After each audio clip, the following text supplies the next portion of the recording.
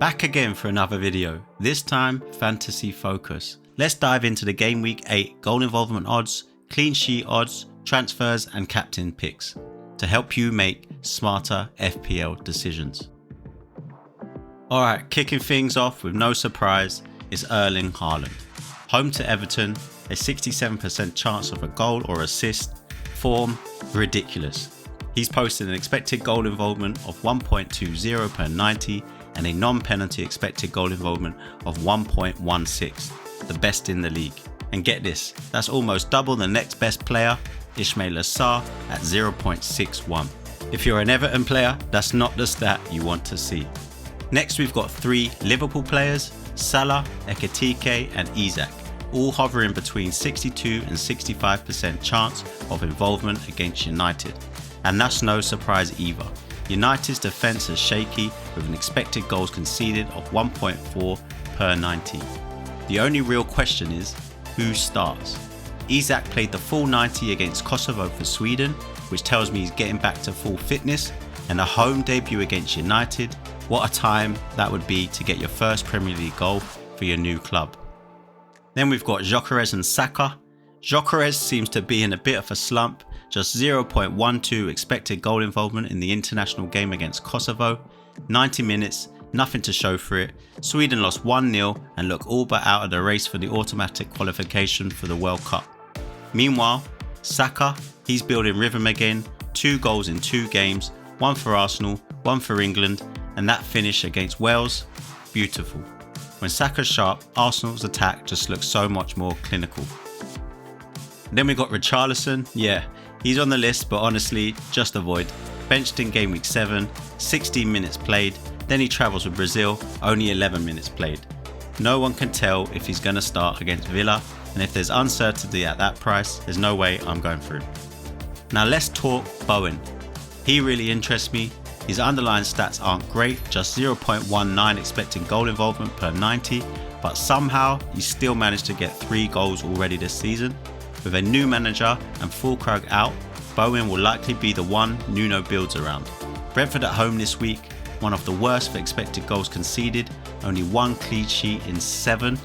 He's got a 55% chance of a goal involvement and projected 25 points over the next 5 games. And the fixtures, Brentford at home, Leeds away, Newcastle at home and Burnley away, all 4 real opportunities for returns. For me, he's firmly on my radar, especially because I'm thinking about moving Gyökeres out. Finally, there's Foden and João Pedro. Foden looks locked into that City side again, 90 minutes in each of his last 3. No returns yet, but with Everton at home, you just feel something's eventually coming. João Pedro's at 53% chance of scoring, no return since game week 4, but do remember Chelsea played with 10 men twice in that stretch, so we're cutting a bit of slack. The fixtures look good for him now, so for me, that's a hold. So that's your game week 8 goal involvement rundown. If you had to back one player outside of Haaland this week, who would it be? Let me know in the comments below.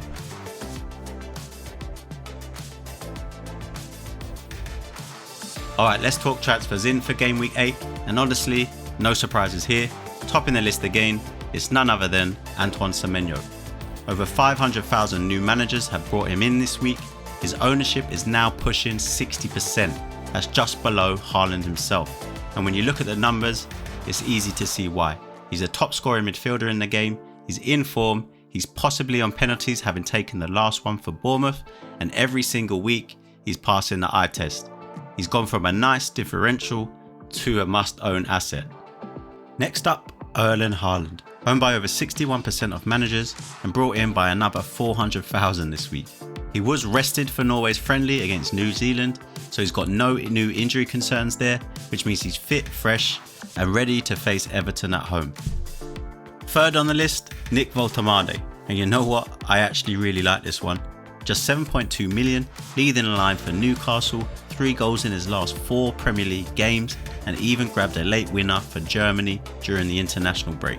With Wisser out long term, his spot in that side looks safe. A nailed on striker in a good team for just over 7 million. Yeah, I can see why managers are moving over to him. Then we've got Moises Caicedo, over 350,000 new owners after that absolute rocket against Liverpool. That's now 3 goals for the season, which isn't bad for a player who's, let's be honest, not exactly brought in for the goals. The appeal with Caicedo is simple, he's consistent, he racks up defensive contributions, so even when he doesn't score, you're almost guaranteed 4 solid points a week. He's not flashy, but he is safe, the kind of player that quietly keeps your rank moving upward. And finally, Mohamed Kudus. 6 returns in 7 games, that's a brilliant start to life at Spurs. He's dynamic, creative and clearly central to everything Frank wants to do. Fixtures are turning a little tougher. Villa, Chelsea, Arsenal, Newcastle, all coming up in the next 8, but at 6.8 million, he's still brilliant value. That said, I don't mind going against him right now. There's a lot of competition in that midfield bracket, and sometimes I've just got to go with something different.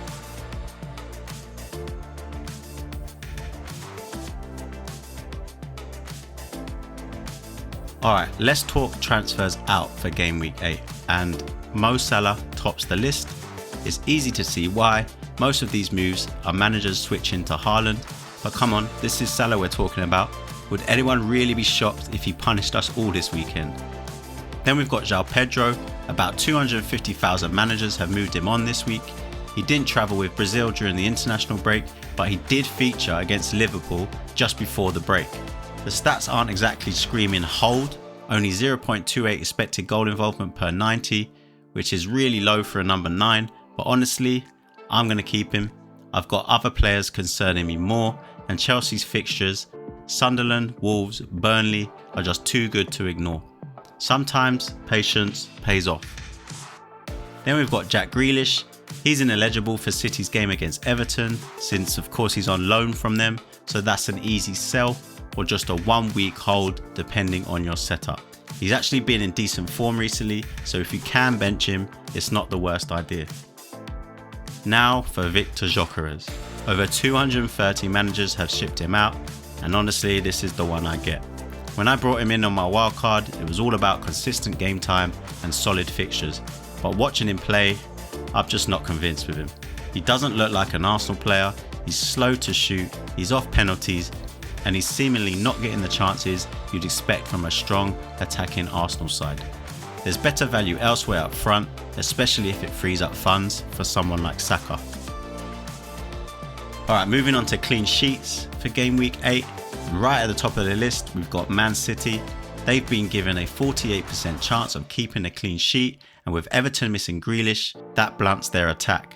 City's expected goals conceded is just 1.1 per 90, so you expect them to keep things tight at the back. Next is Arsenal with a 47% chance. Defensively, they're still the benchmark, but they're away to Fulham, and they haven't actually won at Craven Cottage in the last 2 visits.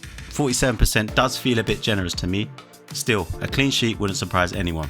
Then we've got Sunderland and Leeds with 40% and 38% respectively. I actually own one player from each, Mukiel and Stack, and yes, my bench boost is active this week. Mukiel faces Wolves, who rank second worst for expected goals, just 0.71 expected goals per 90, and Stack faces Burnley away, one of the easier fixtures Leeds will get this season. As for Palace on 35%, I'm not convinced by that. They've got Bournemouth at home, and with the Cherries in form, that clean sheet seemed a little high. They'll make it difficult, but I'd be surprised if they kept them out. And finally, moving on to captaincies. And once again, no surprises, Haaland sits top of the predicted points with 7.3 for game week 8. Everton at home, form on his side, expected goal involvement still through the roof. It's hard to argue against him. Everton's defence concedes 1.4 expected goals conceded per 90, so unless something truly weird happens, Haaland should deliver. An outside shout, maybe Salah. He does love scoring against United, but right now, the form gap between him and Haaland is huge. I've only got Haaland, so of course that's who I'm going to captain. And that wraps up this week's Fantasy Focus. If you found this helpful, hit that like button to support the channel, and if you're new around here, subscribe so you don't miss next week's breakdown. And drop your transfers or captain picks down in the comments. I'll be checking them out and replying as always. Until next time, good luck, green arrows, and enjoy the football.